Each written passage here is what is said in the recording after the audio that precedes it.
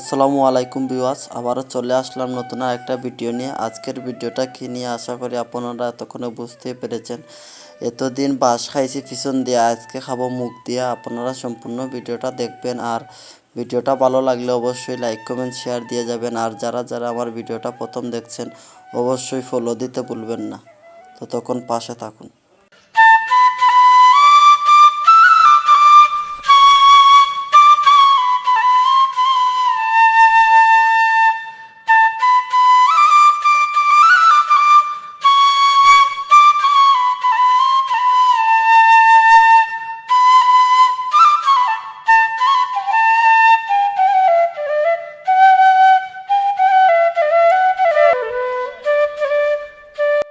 আসলে এই কেরুল কাটার দৃশ্যটা অসাধারণ ছিল, এই মুহূর্তটা ভোলার মতো নয়।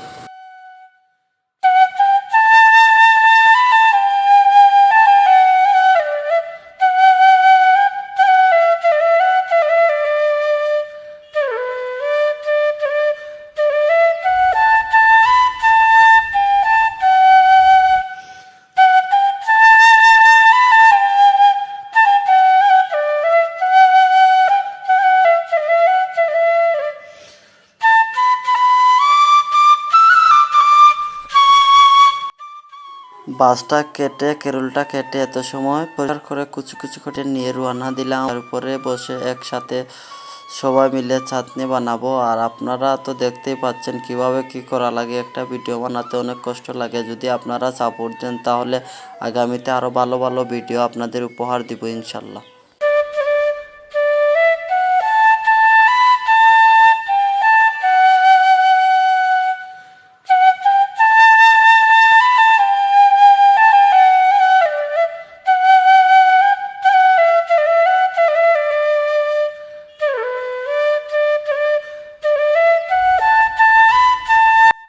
মাচার উপরে খুব কষ্ট করে উঠে আবার সবাই একসাথে বসে চাটনি করার জন্য যা যা করা লাগে সব কিছু সবাই মিলে করতেছি। একজনে ফলতেছে আর একজনে এই যে মরিচগুলা ফুটতেছে। সবাই যার যার কাজে ব্যস্ত আছে, আর আমি ব্যস্ত ভিডিও নিয়ে। আর আপনারা তো দেখতেই পাচ্ছেন সবাই মিলিয়ে অনেক পরিশ্রম করতেছি। আর মাচার উপরে উঠছি অনেক কষ্ট করে। মাচাটা প্রায় 15 ফুট উপরে।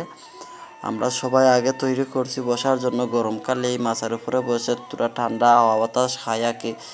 আর আমার খুবই বলতে খারাপ লাগছে যে ছোটোবেলা থেকে বাঁশ খেয়ে খেয়ে বড় হয়েছি। আজকে সত্যি সত্যি আমি বাঁশ খেয়ে ট্রাই করব কীরকম লাগে নিজে নিজে বাঁশ খাইতে। আসলে বাঁশ খেতে ভালো লাগে। মানুষ যদি জানতো বাঁশটা খেতে ভালো লাগে তাইলে আর মাঞ্চে বাঁশ দিত না। যারা যারা এই ভিডিওটা দেখছেন অবশ্যই একবার নিজে নিজে বাঁশ খেয়ে ট্রাই করবেন, দেখবেন অবশ্যই ভালো লাগবে। আর কাউকে বাঁশ দিতে ভালো লাগবে না।